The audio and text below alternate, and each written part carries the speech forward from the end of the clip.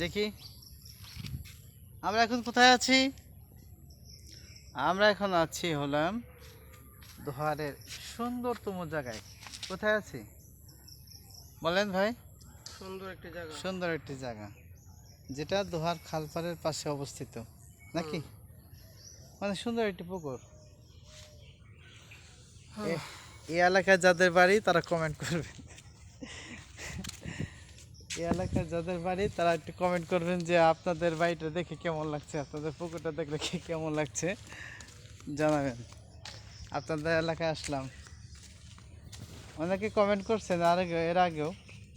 তো যাদের কমন পড়বে আর কি তারা জানাবেন।